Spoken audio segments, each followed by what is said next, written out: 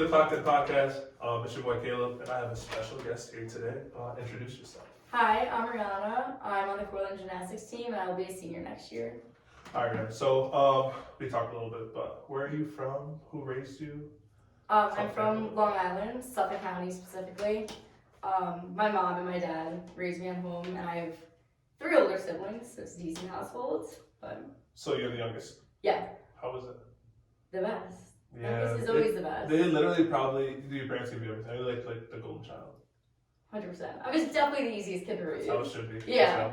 So are you close with your siblings though? Pretty close? Yeah, like very close. Cool. So let's talk high school. What was high school like for you? Just in general first, before we talk like cheer stuff.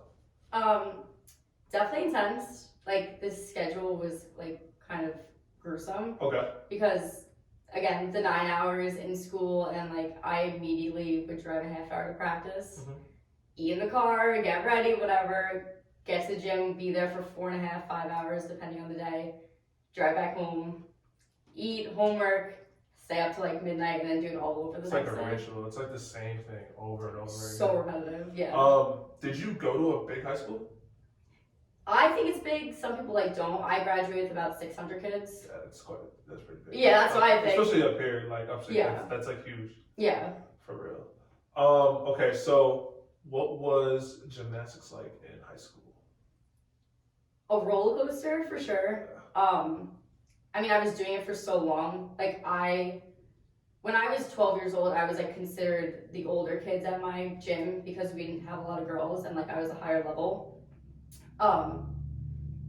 But I definitely struggled with some parts because I was never like the best on the team, and like that's not a problem, but like you have coaches that give better girls attention and kind of leave you out, and you're like on the B team, and I was like, that was always me growing up, because like it really doesn't come naturally to me. Like I struggle a lot with like learning skills and like getting everything together, but once you find a coach that like gives you like the motivation, like I did, I think it was my freshman year, like I switched gyms and everything, had a fresh start, and like really motivated me to like get going and like push me to get to here basically. Yeah. So hard, but definitely worth it. Worth it for sure. Yeah. So who and when did you like start gymnastics? Like who was the person that like, I won't say inspired you, but just showed you, right, like the ropes to it?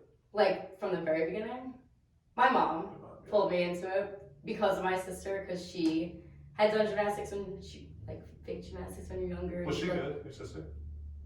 I mean, she was, I mean, I've been in those 2 no? years, so she didn't like really do it. We were in like the mini Say gym. sorry so, to your sister. Sorry, Mama. But like we were in like the little gym, like you're just there to like basically play. You're not doing the skills when you're like 6. So like she was really good at cheer. She switched to cheer. Okay. So like she went to college for cheer and everything, was a great athlete and stuff. Gymnastics, not the forte. She was scared of the big gym and the team. Okay. So yeah, I took over that role. That's okay. But yeah, I got into it because of her, and I would always like mess around and like like waiting area with my mom, to the point that she was like, all right, just put her in a mommy and me class, we'll go mess around, see if she likes it. And then like I never really grew out of it. Okay. Because a lot of kids like reach a certain point once you get to like middle school, and it's like, oh, you want to hang out with your friends and stuff, like you can't, you have practice. Right. So a lot of kids like eventually drop out of it. But I just never did, purely because my mom, she always pushed me to like be better, and like always left it up to me. Yeah. So other than your mom, I was just thinking about this, was there anyone else that you would like consider a mentor, or someone that kind of helped you, like a coach or somebody else? My one coach, Amanda, like 1,000% over. Like it sounds like so cheesy, but like she genuinely saved my gymnastics career. Like I was at like an old gym, and I just was like in the pits, was not really making progress, wasn't really getting like the attention I needed, and just kind of, I hated it, honestly. Like me and my friend, we like joke and be like, oh, let's pretend to be sick so you don't have to go to practice today. Like, and then I wanted to quit. My mom was like, you can't quit and not give anything else a chance. Like, this is the only thing you've known. I was at the gym for 11 years. That's all I knew. So she's like, go to this gym. She was like an old coach that like a long time ago was at my original gym. Just try it out. Give it 2 weeks. If you hate it after 2 weeks, you can be done. Tried it, loved it, fell in love with the coaches, the staff, everything was great there. And like, it was so different to finally have like the motivation, being told that you are good enough. Because I was like told like, you'll never make it past level 9. Like my coach had said that, and then my mom was like, okay, like it's crazy they were saying that to my kid, but it's fine. Right. And then, so going from that and then a complete 180 switch of like, you can go to nationals, you can be this, like you're gonna be a grade level 10, was like really changing to me. Wow. I love that story because I feel like a lot of people don't understand how influential and how detrimental coaches can be. 100%. Right? Like they can legitimately, and I don't want to give them all this power, but they can kill a kid's like career. Oh, so right? easily. And yeah. I always tell people like they're like, I can't believe so and so quit. And I'm like, yo, so and so was 16, 17, 18 years old. Yeah. And they were told all these like negative things or these things about them that they assumed to believe, right? Right. So I think that's really cool that you ended up in a spot where you could be you, right? And flourish in that. Yeah. Because like coaches, like, they like forget, but like their world, like words mean so much to like their athletes, because like we're doing the sport and all we want is like your approval to say like you're doing a good job. When you're not getting that, it like is really like hurtful, honestly. Absolutely. And I think there has to be a balance, right? Yeah. There has to be coaches that are like, yo, like Rianna, you gotta do better. Right. But also you can praise them when they do well too. Right, You know like the little things, like give a good job here and there, like makes the difference in the world. For sure. So let's segue, right? So that's high school gymnastics. So when did you realize that you could do it in college, and when did you want to do it in college? I feel like those could be two completely different times, or it could be the same time for some people. I think I wanted it before I realized I could do it. Okay. Because like when you're like younger, everyone wants to do college. Everyone wants to go to the Olympics. Everyone wants to go to college and stuff. I think it was probably freshman or sophomore year I realized like, okay, like I can do it if I like, I gotta like buckle down, but I could like do it if I wanted to. And then junior year I was like really into like the recruiting process and stuff, and like putting stuff online and reaching out to coaches. It was probably like sophomore, junior year. Cool. I was just gonna ask the next question too is gonna be so like once you transition, once you know you want to do it, right? Mm-hmm. And then once you realize you're good enough to do, I think those are like pretty important things, right? Mm-hmm. What was that recruiting process like for you? So gymnastics, how it goes, majority of the time is through like social media. So I use like Instagram, YouTube videos, like mainly that, because like it's so hard for coaches to like come and see like gymnasts and stuff. It's different to see it in person, but it's a lot harder. Okay. So I had emailed I knew I wasn't going like a high division 1 or anything like that, and I didn't want to because I didn't want gymnastics to absorb my whole college life. It absorbed all of high school. I wanted to like have a little bit of something in like college. So I emailed like the D3s, couple D2s, took some like visits, different campuses and stuff. And then just through Instagram, mainly because that's how I eventually reached out to Suleika, because she had liked some of my videos and stuff, and I just reached out and I was like, okay, I like want to come up for a tour. But I had it pretty easy, honestly. Gotcha. Like for your like recruiting process. Right, because I also got recruited in junior year, which for D3 is like rare. Okay. Because majority people think of D3 as like your backup plan. Yeah. Like that was always my like first plan. So like once I started the recruitment process, I was like, okay, this is what I want. And like Sue loved that, because she was like, people come to me the end of senior year and was like, oh God, like I don't have a school to go to. Can I look into here? And she's like, yeah, nice to know I'm a second pick, kind of. Yeah. Mm-hmm. So wait, all right, let's talk about that a little bit, because that's one thing I brought up with a few Division III athletes. Mm-hmm. How competitive is Division III gymnastics? Like, is it pretty competitive? Just as competitive D1. Exactly. Yeah. So like it's so different. That bothers me so much when people like people literally like, oh, you're going. So people legitimately think that you can play a D3 sport like straight after college. Like that's not how it goes. It's crazy. That's There's not how it like is. very few things that at least in our sport, that separate D1 and D3. Okay. Like very few things, I think. Yeah. Especially now, because so many elite gymnasts and like Olympic gymnasts are wanting to go to college, and they're taking up the top 10 schools. So then you have everyone else that's like not an Olympian but are great athletes taking up the lower spots. Like we have girls on our team that can be D1. Gotcha. But like it's so competitive now to get into college gymnastics. Yeah, no, that's so crazy. All right, so you end up choosing Cortland, obviously. How is it for you now? So you're a junior? Yeah, I'm a junior right now. Okay, so how was your junior year? Awesome. Yeah. It was so great and fun. Probably my favorite year so far, honestly. Was your toughest your freshman year? Sophomore. Yeah, why? I think it's because I adjusted to college very easily, which I was like lucky to be able to do that. I also had like the picture perfect freshman year gymnastics wise. Like I went to nationals, I got an All-American. It was like so great on like the best note. And then I came back sophomore year and I didn't feel as good as I was the year before. I wasn't as good as I was the year before. What do you think it was? Do you think it was because you came off of this like good year, or did you not work out as much? Did you not, you know what I mean? Yeah, I think it's a mix of things. I really struggled with like comparing myself to the year before. I say this like every freshman that comes in, I'm like, sophomore year is gonna be your hardest year because it's the first time you're fully on your own. Yeah. Like going into freshman year, you're still training with your club team. So you're still putting in the 20 hours a week plus. You're still getting like your coach's attention. But the summer into sophomore year, you go into the gym whenever you want. Right. You do whatever you want. So no crazy. one's like really watching over you.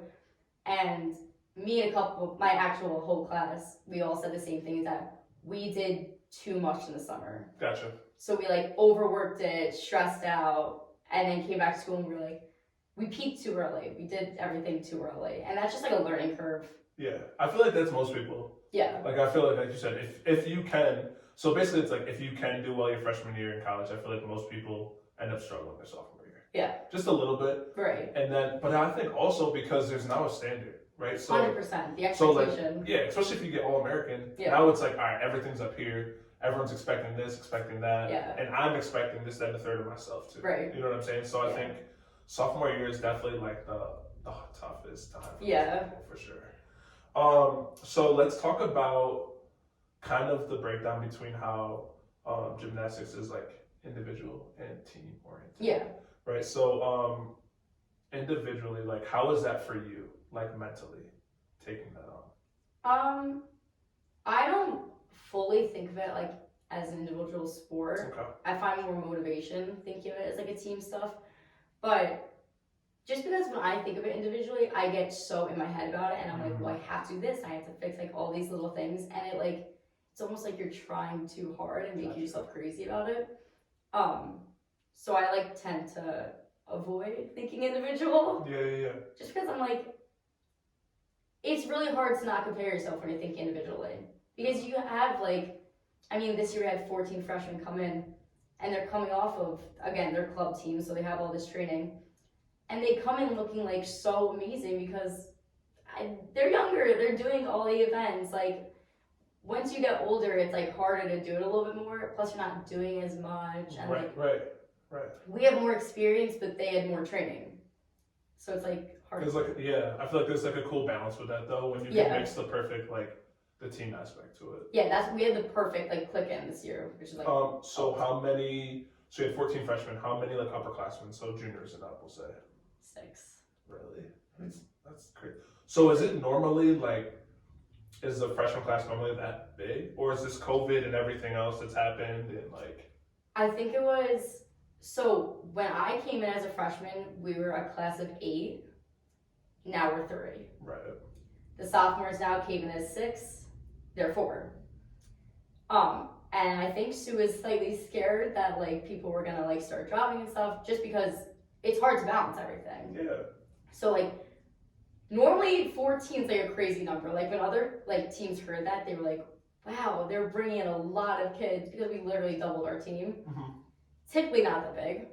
I feel like a normal class, I mean, every other class right now is 3 or 4 except freshmen. Okay. Yes. It varies. Depends on like what you need for that year. Yeah, for sure. Yeah. So what events do you do? This year I only competed bars. Okay. Is that like a normal thing for you, or do you normally do other? So my freshman and sophomore years, I did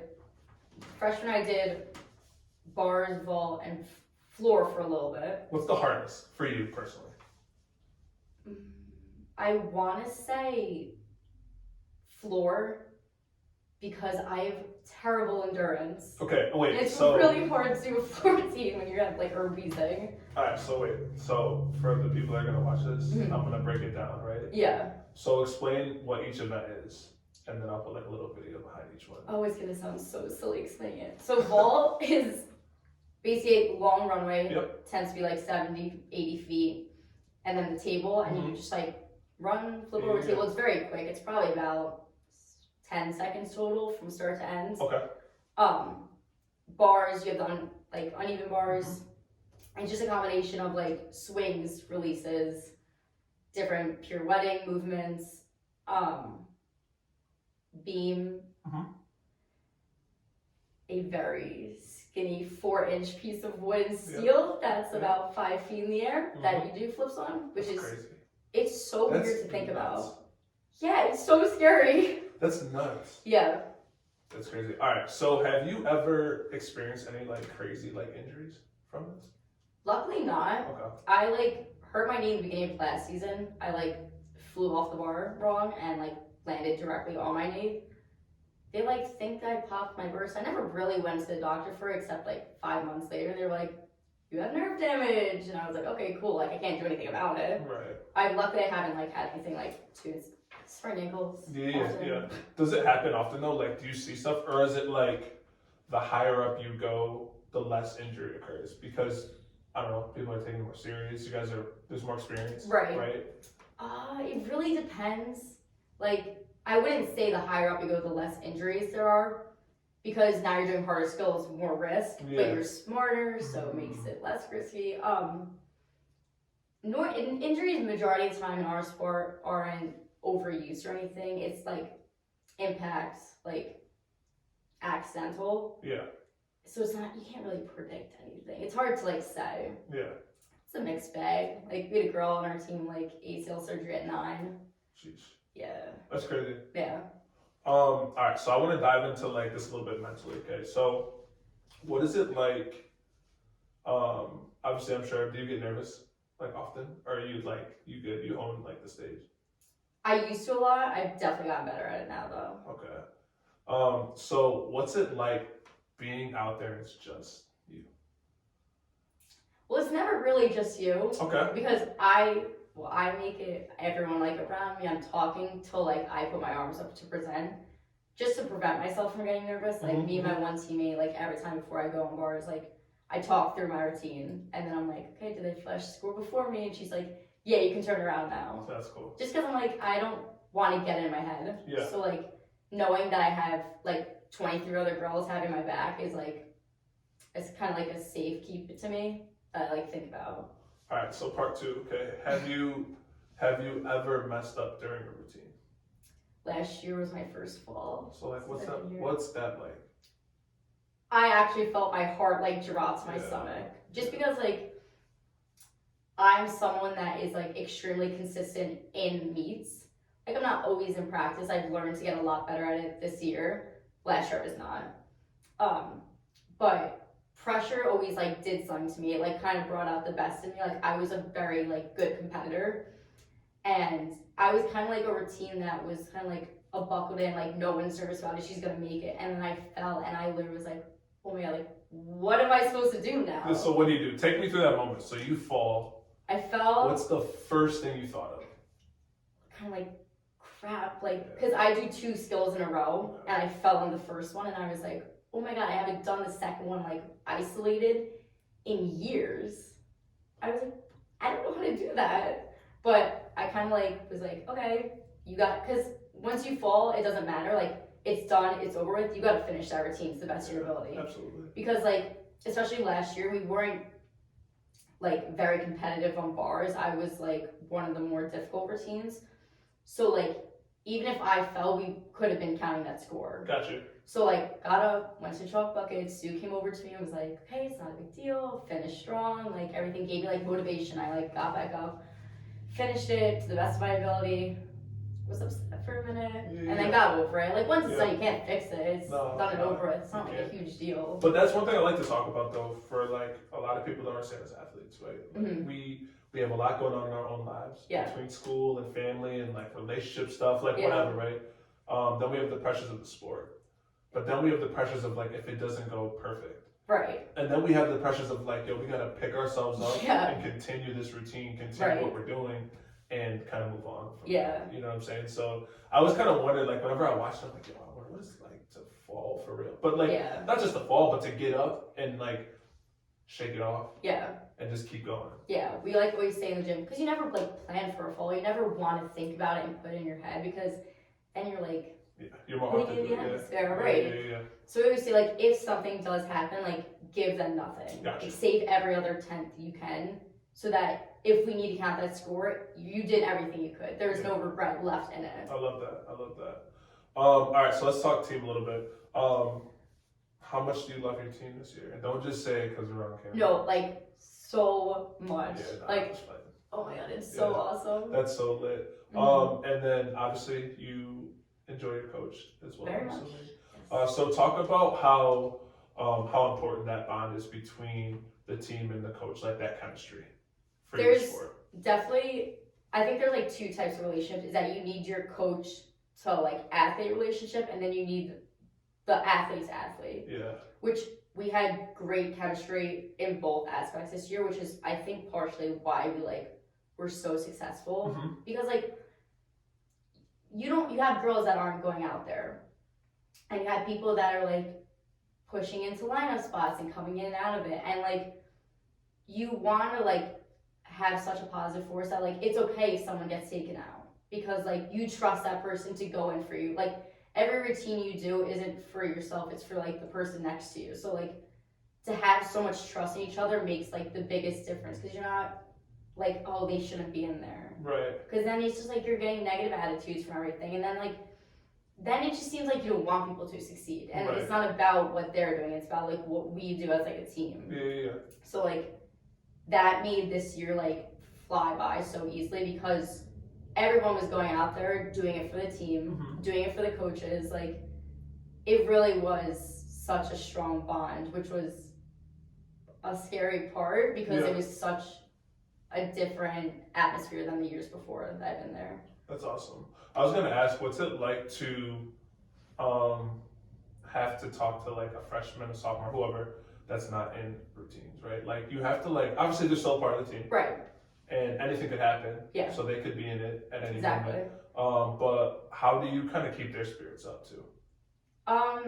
It's definitely like nerve-wracking to talk about it because like no one wants to bring it up because it's like upsetting when you're like not in like, but you just explain that like everybody's on this team for a reason. Like every person's doing a job with a purpose. Like no matter if it's cheering, no matter if you're moving mats or competing, like everyone is flat equal on our team.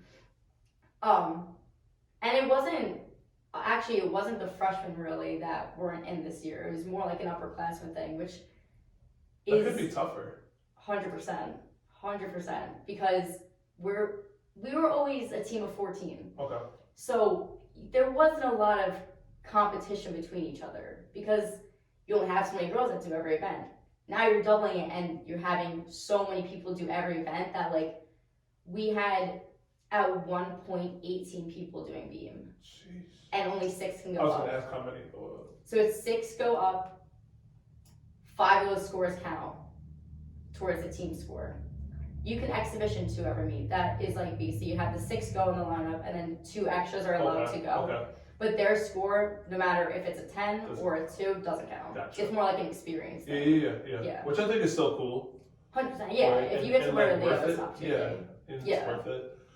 That's tough. I didn't realize it was like that competitive. Yeah. It used to not be, but this year it definitely was more of a challenge for upperclassmen, I think, because we weren't used to it. Yeah. We were kind of, I don't want to say handed our spots because we worked hard for it, but it was really like maybe one person getting pushed in and out sometimes. Yeah. Now you have upperclassmen that have been in for the last 2 years getting pushed out. It's hard, but you find the little things in the gym that you like keeps you motivated. Absolutely. I was gonna say, I feel like that, like you said earlier, like a true competitor, like will take that and be fine with that. Right, exactly. Right? It's gonna make everybody better and it's gonna make the team better, but I think even for your own self, it makes you feel better. You kind of know where you stand too, right? Yeah. Type of thing. All right, so cool. So I kind of want to transition a little bit. Okay, so this really doesn't have to do with gymnastics if you don't want it to, but it can. Okay. All right. So it's like my favorite part of my show, my episodes. Okay. I call it like my pain and loss. Okay. Okay. Kind of segment. So I'm a big fan of that. Pain and loss kind of molded and shaped me into who I am. Right. Things that I've been through, things that I've gone through, and how I've kind of reacted to them. Yeah. Have helped me be who I am Right. today. Right. I feel like most people would agree. Yeah. Yeah. It shapes you into you. Right. So, is there a time in your life where you experienced some type of pain or loss that really kind of made you who you are, that you can think of? I am lucky enough that I haven't had anything like traumatic really happen in my life, which I'm like very fortunate about. Absolutely.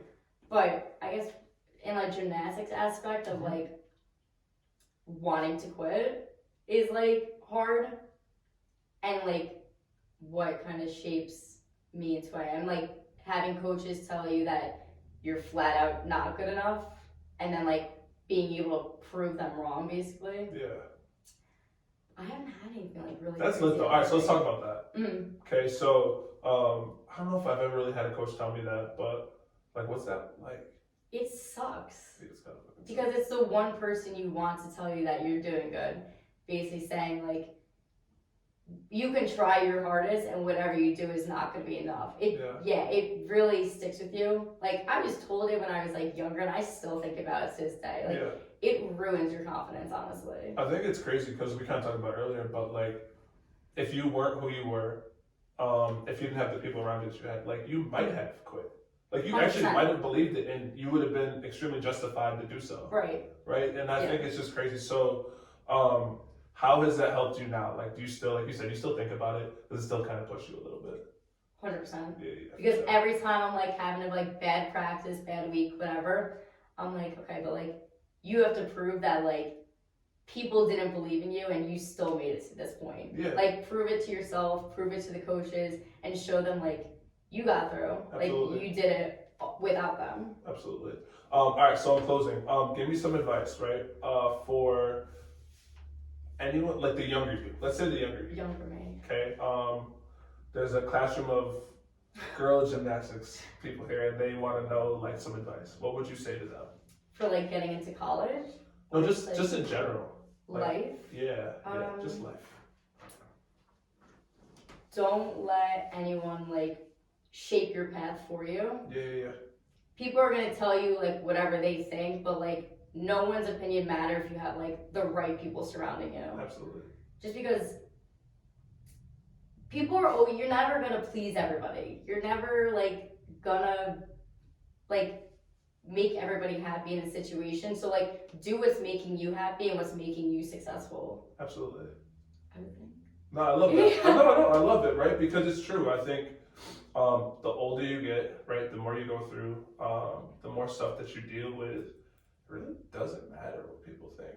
100% no. We make it matter. Yeah. Right? Like we make a situation most of the time more than what it is for real. Yeah, I was just talking about this with my roommate. She was like, I forgot what happened. We were in the car and like something small like happened. She was like, oh my god, that was so embarrassing. I'm gonna think about it till like next week. I'm like, they're never gonna think about it again. Like it was not that deep at all. Ever. And we make it that, right? And, yeah. On the flip side, like you've done, there's a lot of cool things that we can do if we are positive and like conducive with that mindset. Mm-hmm. But thank you so much. Thank you for having me. This is awesome. It was awesome. It was a really good time.